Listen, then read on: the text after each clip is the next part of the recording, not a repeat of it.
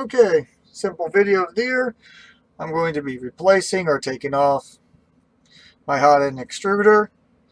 And I'm also going to replace the Bowden tube as well with this guy here. Bought it. Also has the, as you can see, the silicone block. So, of course, installing this side through, put the thing through, pull there. Pretty much only fits one direction.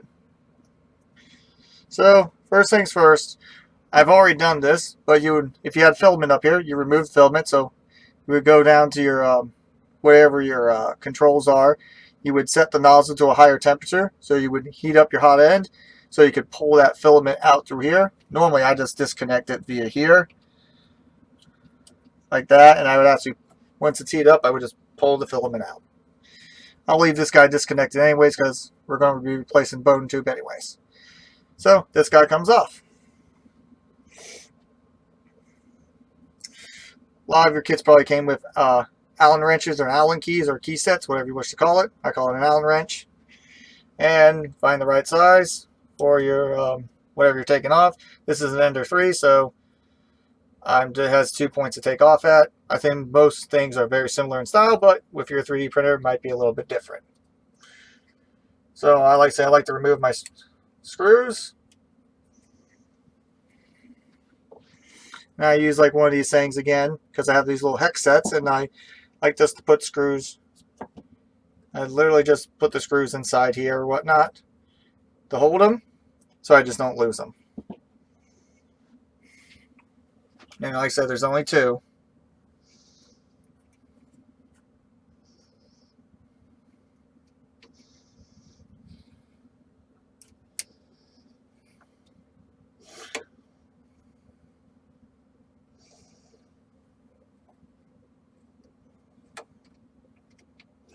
I said make sure to keep pressure, otherwise these screws will fall off.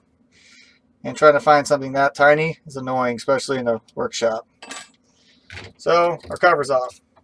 Most of these wires we're not going to replace because this unit stays. So we're not replacing any of the fans or anything of that nature.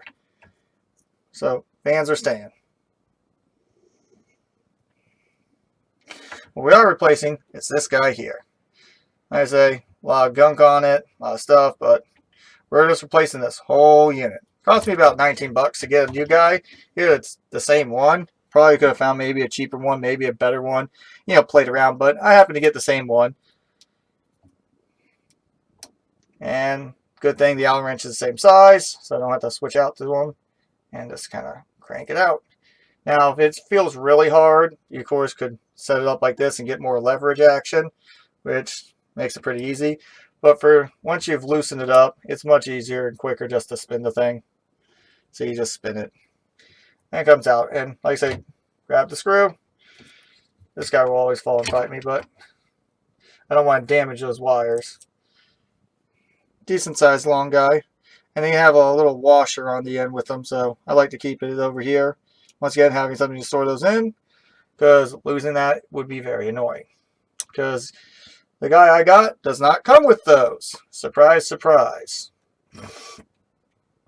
So, we'll get this guy to come on out. And once you get it to the point where you can finger loose it, sometimes it's a better idea just to grab and pull it out. Because last thing I want to do is, like, as this thing wiggles around, drops off.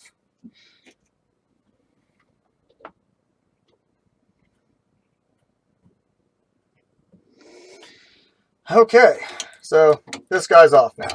Off my mount board thing. You know, a little track board. Whatever you want to call it. Thing that moves off the belt. So, next step is, I guess, like I said, remove some of these other parts. Because this guy here, we have a new tube. Tube's already attached. So, I don't have to do a lot of that stuff. The main annoying thing is the wiring. So, because this is an Ender 3, and they had like a lot of issues with their Bowden tubes basically firing out because it's under so much pressure with the guy here. You know, kind of like, I always think of the Russian spacecraft. Instead of developing a multi-million-dollar pen that can write in space, they just use a pencil. Instead of developing like an integrated tube system with the wire and everything else, or a hardened thing or something stronger up here, It just zip tied the thing to the wire, and that gave it enough support not to loosen up. And this is the somewhat bad part, is that, like I said, I'm going to try to keep this tube for later because you never know. I might be able to repair the extruder. But I'm going to use wires, snips, side dikes, whatever you wish to call this tool, to cut these little zip ties off. Downside is I'm going to need to put new zip ties on, but I can always do that later. And I was also tempted to 3D print something that does the same thing. So once our zip ties are removed, this guy here is now pretty free. The only downside is I have to remove all this extra wire and everything else inside this guy and pull it off back here. That makes this a lot of effort.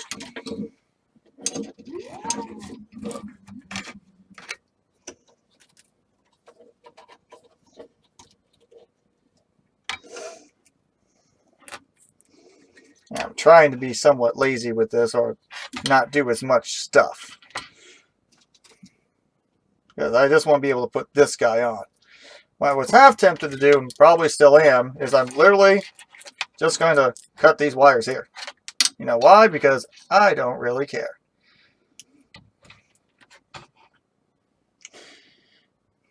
Now, to explain something I'm going to do, because I'm taking the incredibly lazy man way out, or I like to call it the engineer's method. This thing has no power running to it or nothing, and I'm just going to cut the wires. I'm going to try to cut as much wire as I can, because I'm going to use these wires to reconnect the next stuff too.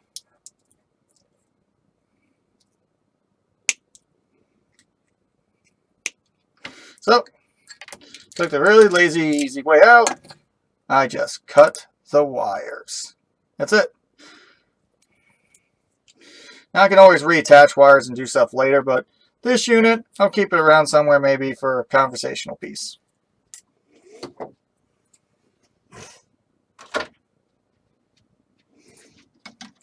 Now we have our brand new unit right here. Nice guy. But I have these wires, and now I have to strip them. Connect them and strip them. There's a little weird plastic thing. Cool thing is I can pull these wires out somewhat. So on this guy I can actually pull this a little bit. This wire mesh helps protect and keep the thing together.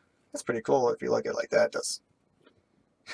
Sometimes you play with things like, that's just what engineers do, I guess. But you see here, wires, connection, which ones go where, and all that stuff. Probably should have marked the wires which ones went where.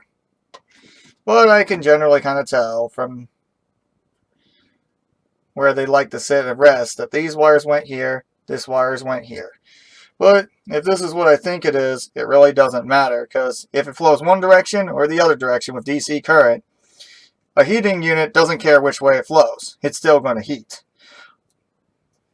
It just will give you some weird, maybe negative temperature for the thermometer, so you want to kind of make sure that's done right.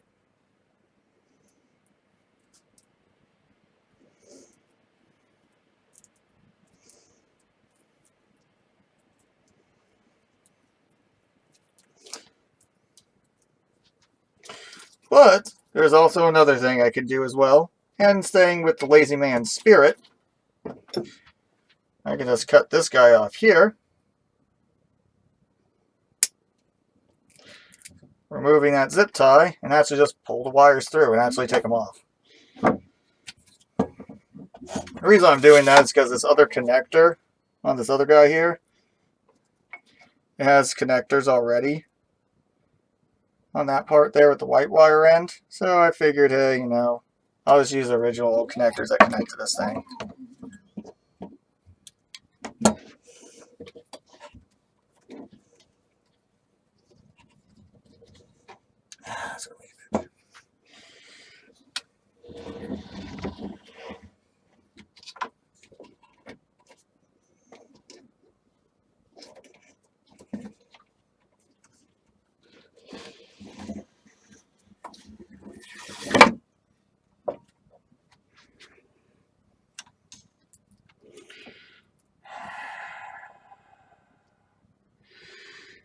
Downside is they actually have it connected inside here, so I actually have to take this part off if I wanted to connect it the one way.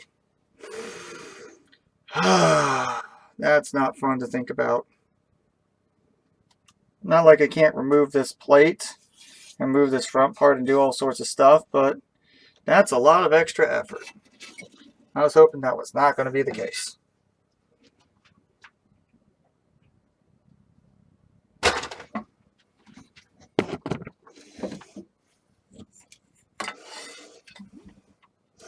So they give me all the fancy connectors and everything else, and I'm supposed to hope and pray all this other stuff, and I disconnected the one wires. So instead, I'm going to do the semi-lazy man method. I'm going to pull the one wires out and just literally electrical tape them together.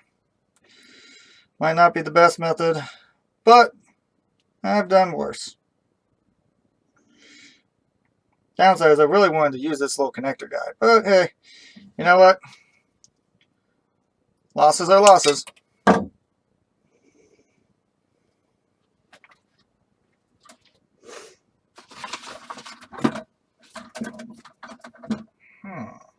Ah, there it is. I'm about to get out this guy. Handy dandy electrician tool. I've had this thing since high school when I was in electronic engineering. Good for stripping wires, cutting wires, and the pliers, and well, they've seen better days. But, you know, I remember when Craftsman still was a thing, and people liked their hand tools. But nowadays, well, people still like their hand tools. They're cheap. We're going to have to strip some wire. So, it looks about to be about 22 gauge. Yes. Spin around for some proper technique, and try to pull. Well, it looks like it's smaller than 22. No surprise there. Cheap ass wire. Still can get enough to get it exposed. And I'm sorry it's going to come in fuzzy, but that's cheap ass aluminum. Yep. Cheap ass wire, stereo wire aluminum. Nothing of good quality. But hey, what do you expect for 19 bucks? Copper? Hell no. That's like getting solid copper wires a nightmare and a half.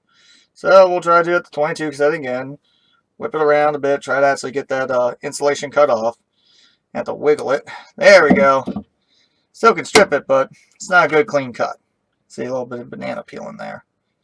Now, with the exposed wire, I can take this guy over here, who I cut, and remove its little plastic guy that I guess protected it from getting heated, and ghetto rig it to work. So, 2 wires. I have to strip these guys here, which look to be actually a bit thicker wire. We'll see though. So, put it to 22, grab a decent amount of wire, spin it around, and try to pull that off. Okay, and I banana peeled it again. So, both cheap ass aluminum wire. Nothing out of the ordinary, no surprises there. And I will do the same thing. Again. There we go. That was a good split. But like I say, one of the things you worry about with this stuff is that you actually cut into the wire and then you make damages and all that stuff. But since I'm going to go electric chill, take this stuff up, and it's stereo wire, so whatever. I'm not too worried.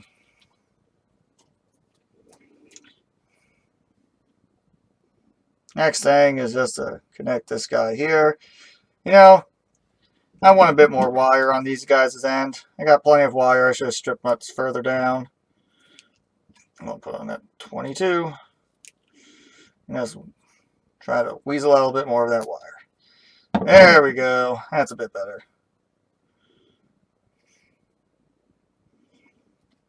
Might not be perfect, but like I say, this stuff's going to get electrical taped. I don't necessarily care too much because first I'm going to test this stuff. So I'm going to make sure once I connect it all together that it runs properly. Because, you know, hell, who knows, maybe they've done something really crazy with these wires and me putting them in any old order would cause an issue. Doubt it, but hey, you never know. Some people do some pretty backwards engineering stuff or don't think about things. Just trying to get a little more wire exposed there so I can just braid these things together. Yeah. Let's try this again. That's a bit better. There we go.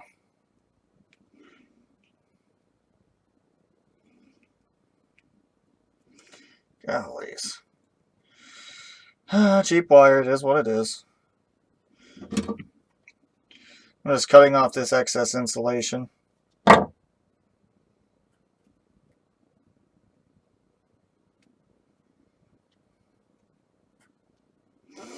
There we go, close enough. Good enough for government work. Take my wires like this. I always put them like a little X, cross, and braid. It's temporary and permanent, depending on how you do it.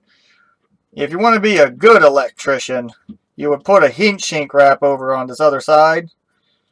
Heat shrink. I said shrink. Whatever. Heat shrink wrap.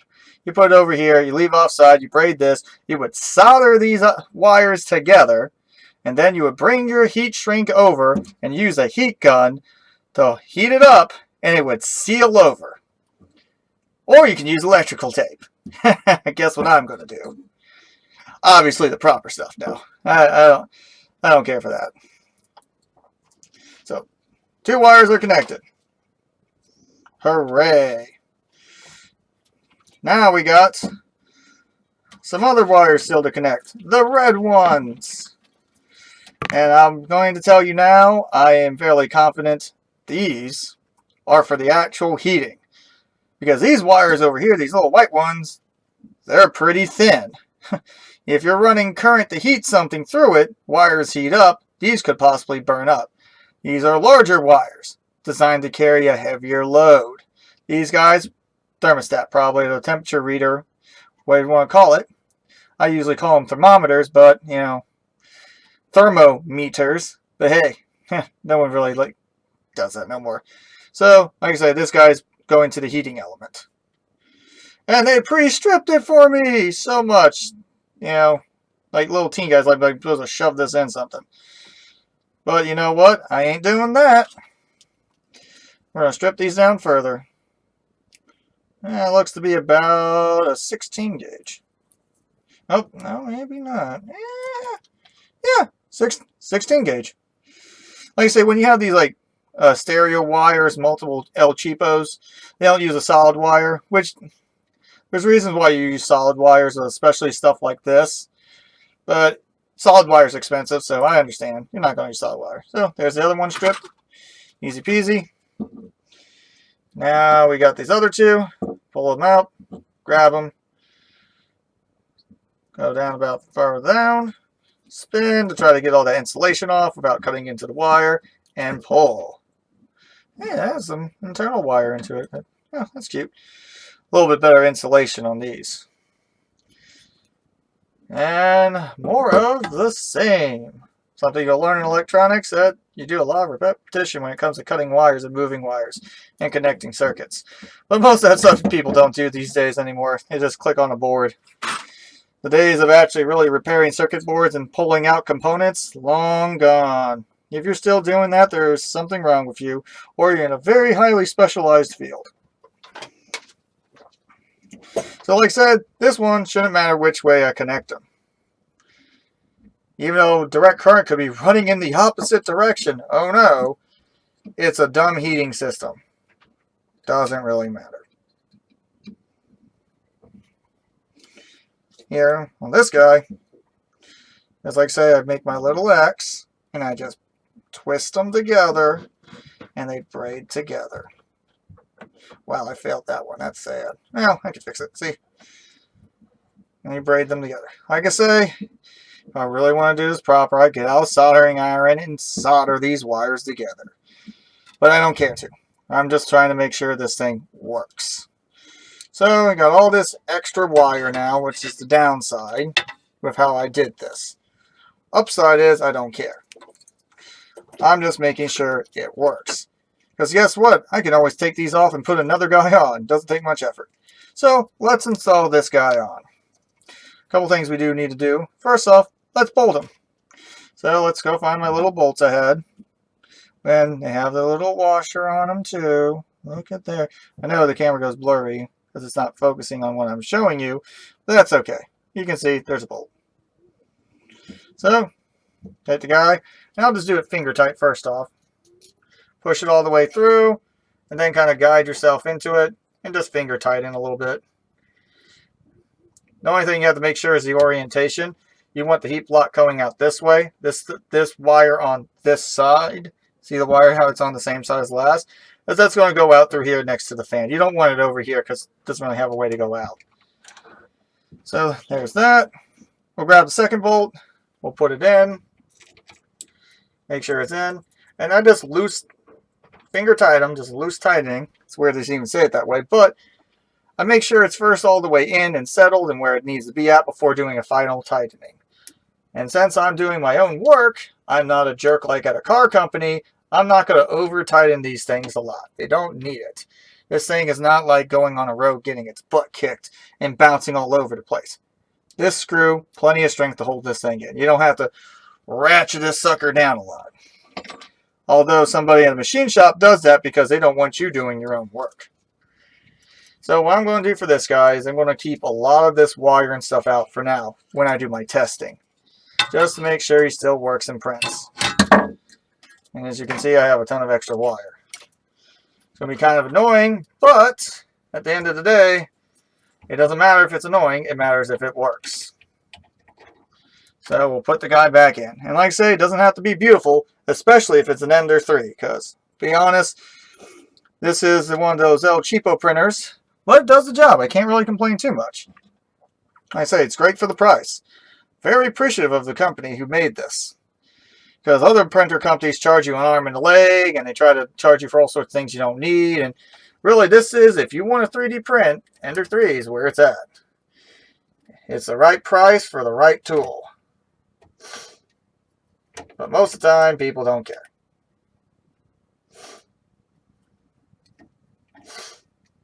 Like I say, I'm not tightening this overly tight until I guide the other one in. Just giving it a little bit of tightness because you can't really finger tighten with these guys that close. And here's the annoying one, because the way I'm facing this, I can't normally see how I put it on.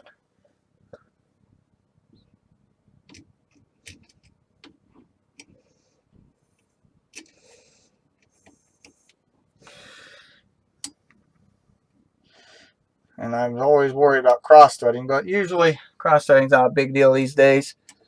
Because the screw just doesn't go in. It used to be, you like crank that sucker down, you could cross-thread them and just tear the threads right off.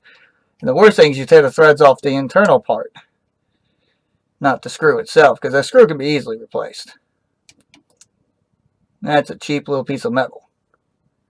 What you don't want to damage is the internal threading, because then you have to re-machine it, and then you have to bore it out more, and then have to use a larger screw.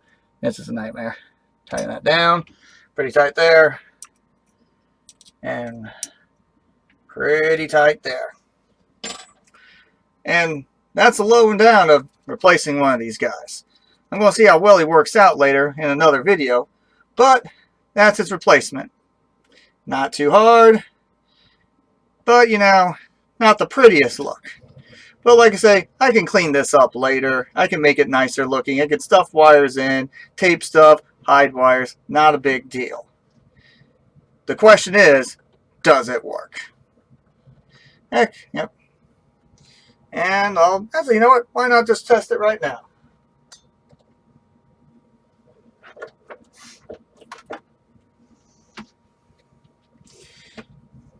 The only thing I want to make sure before I do anything is that I at least have some insulation on these guys in case something bad happens. So that you don't want to short circuit your wires. So I at least have to put something between these guys until I'm ready to totally tape them in. Oh, I just grab some tape anyways.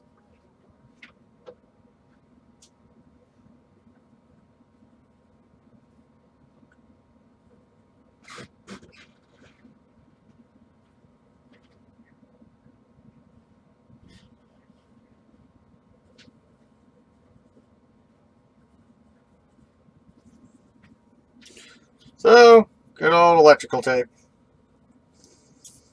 The poor man's method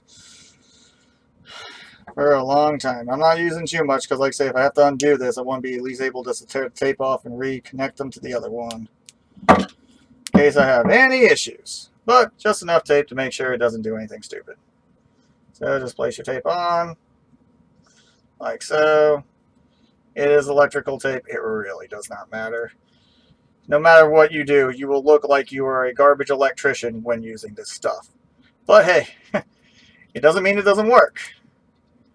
It just means I'll have to cut it later again, if I screwed it up. Like I say, I'm not trying to make it look pretty. I don't care about that. I just care to make sure the wires aren't going to short circuit each other. Okay, touch each other, the current goes the other way, and now you just got a circuit that's going to produce heat and kill your battery. In this case, since you're on shore power, it just burns up the wire. There you go. Whoa, so hard to do. And like I say, you can always cover that stuff up later with something decorative. It's best you can do to make it not look like garbage. That's all the heat shrink wrap really is just make it not look like garbage. It's not like it's any better than what I'm putting on right now. I mean, just it tightens down and looks prettier. That's literally it. So like I say, if you're just doing it for yourself, this works great, perfectly fine, nothing wrong. If you're doing it for a corporation or a company, yeah, do not use electrical tape, please. Save yourself the hassle. People don't understand how things work in reality, but they'll look at something and say, oh, I know that's done cheaply, but yet this is just as functional as a heat shrink wrap. I could actually put more and make it even more durable. But once again, people who have no clue about electronics, and they look at your work, and they'll say, oh, that's not quality work. And thus, like I say, if you're in a professional setting, you don't want that. Because guess what? Perception is king. And they will always sit there and say that your work isn't quality because they think of it and say, oh, I see electrical tape. Thus, you must be one of those bad electricians. And I'll tell you, you don't want that. You want people to look at your work and say, ah, great quality work. Because I'll tell you right now, I've seen a lot of electricians work in a lot of different places that looks like absolute garbage quality, but nobody outside of an electrician would know. They would look at that, that's a wire's nest, that's a horrible piece of junk, but laymen say, oh, yeah, that guy knows what he's doing. Get the good old dirty board, don't really matter. We just want to see if this stuff lays down like plastic at all. I love how Ender 3 uses these to keep the board on the thing. Works great, even when you heat the bed. But, you know, just low quality, cheap things.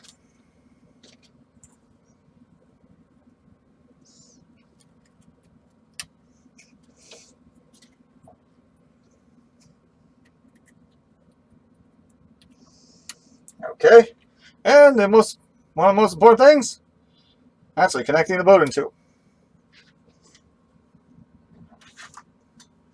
Now, I can pull this guy off here and put it on here, which I'll do. I'm supposed to like push these guys in and it should be able to pull out.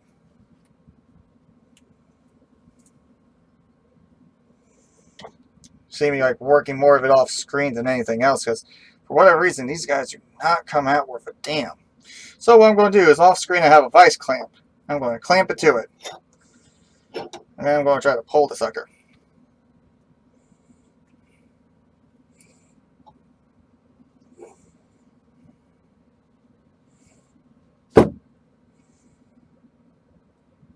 That is a lot in there, a lot harder than I realized. Maybe if I crush it slightly to form it, I can maybe pull it out. Maybe? Slightly, possibly?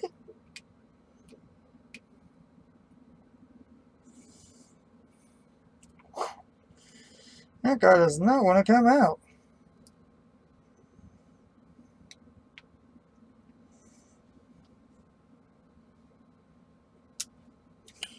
Dang. Yeah, that did not want to come out. What I worry about with these guys is that I'm going to break it.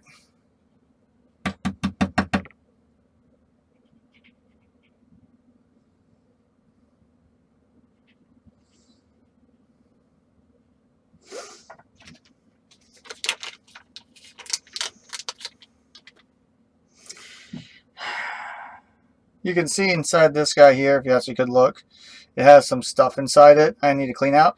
But I do happen to have a spare. Something that, sadly, I keep around just in case. But before I do that, I am just going to attempt to clean this guy out because I'd rather keep my spare in case I absolutely need it. And what I'm going to use to clean this guy out, an Allen wrench.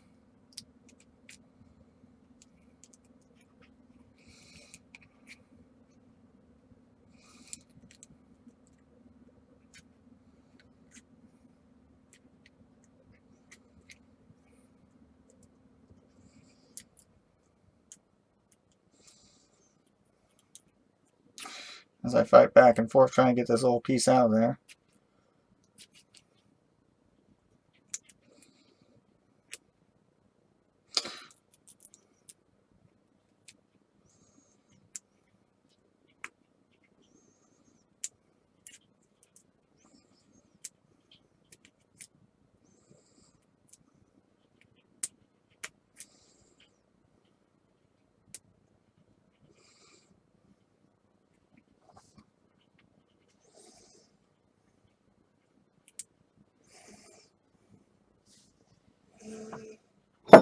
Wow. Some of these guys take a lot of effort to get out.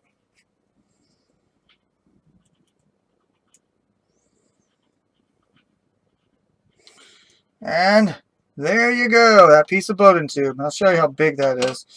Just because that'll probably block and screw up all sorts of stuff. Especially back in my aircraft time. That little teeny bit of plastic. Might have been screwing up my whole thing. But, once again, a little fix. You can tell that came off that bowden tube right there. So when I broke it out. Now the guy's clean as a whistle inside there. Now for the most part. So, what we do, press and connect. Boom. Now that guy's in there. Supposedly this is supposed to be one of those like frictionless or less friction than this other bowden tubes or whatever. We'll see. I hear all sorts of claims. I'm not like saying they're wrong, but yeah, I never know. So, and this time I'm not going to connect the bowden tube or care about popping out because I'm going to use, first off, this is a lower friction tube, so we're going to test that claim. And I'm not going to use a filament that's really going to bust this stuff out. We're going to use El Cheapo filament. Filament that really doesn't cause a lot of pressure and has a fun color right here. More Solutech. Woo! And just, load my stuff up like usual. Like I say, for me, I just load it like this. Always press this guy in. I always like to have this guy out when I'm doing this. Because otherwise you have to like constantly extrude it forward and do all these other things. I like to basically pull out of it out, ram it through the tube until it no longer goes in.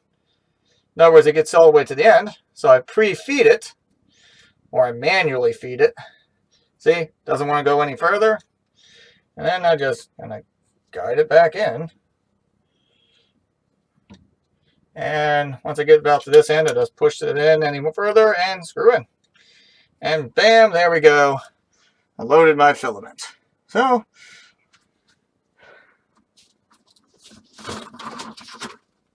let's give this guy some power. I got our wires all reconnected up together.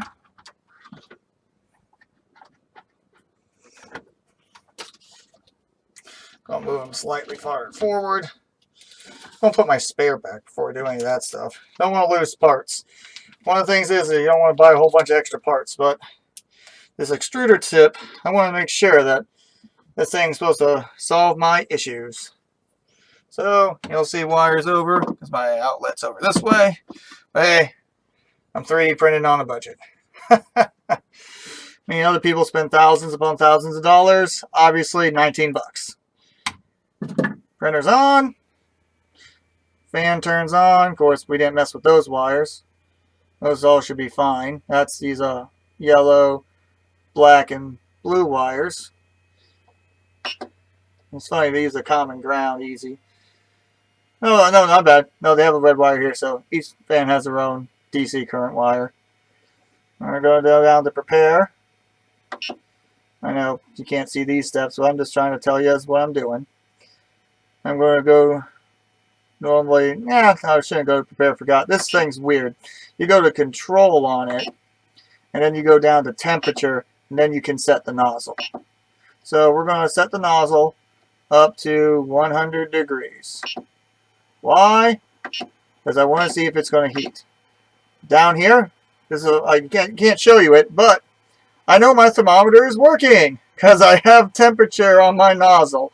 So, connected properly. Yeah, go me. Multiple years of electronic engineering, and I can connect wires. Yes. Oh, trust me, it's funny. And since it's heating up too, I know I connected these correctly, which you can't screw up. I'm telling you, like I said, you could run it in reverse. It still does the same thing. You know, if a fan runs this direction or it runs this direction, it still blows air. Now, depending on your fan blade, that might mess some stuff up if you got some fancy stuff. But this stuff is unidirectional. It don't care. You run it this way through or it runs this way through. Electrons don't care. They're still bombarding the whatever element here and producing heat. They don't care which way they're flowing to do it. Not true of a lot of electronics that care specific directional flow. But hey, we ain't getting into that stuff here. This is low level stuff. So, let's see something here.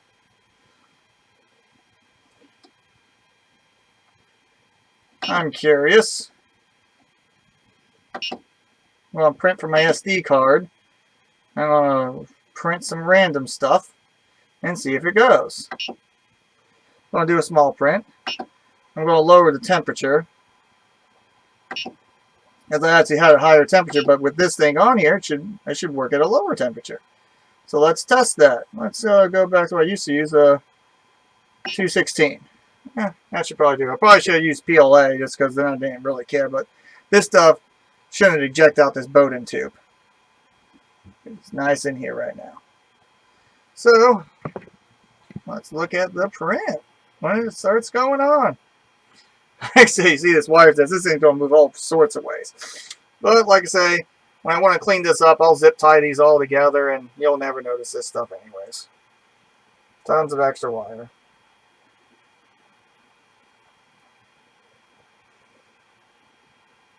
It's not like it really adds much significant weight to any of this. Heck, actually, I could just put it up here for now. It'll hold pretty nice.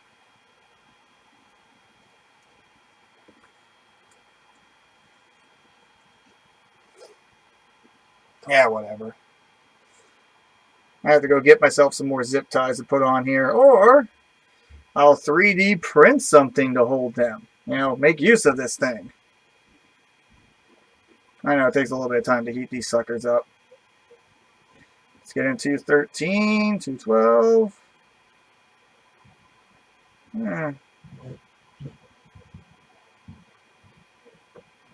Okay, it's getting up to its final temperatures. I'll have to see if I max out at 260 like it does. There it goes. And my wire crushes and everything else. Try and make sure it doesn't do a lot of stuff. But like I said, this is kind of like test phase.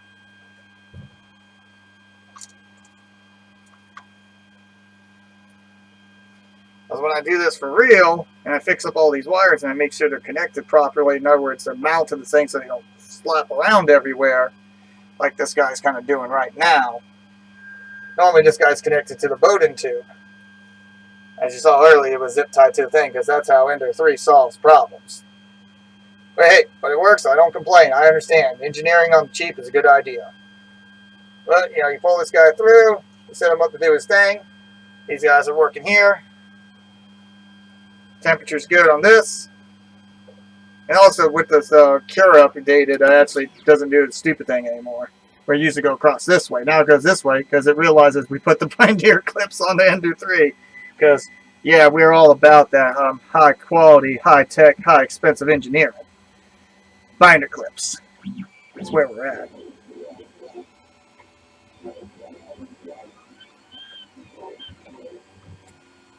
And you can see on a dirty board it goes up and down some of the stuff it's free crossing over. But the main thing we're seeing here is whether or not it prints. And as I can see already here, I can see it starting to make its, oh golly, brim.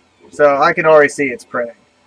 Now, oh, there goes the wire. Like I said, this is going to be a wire's nest.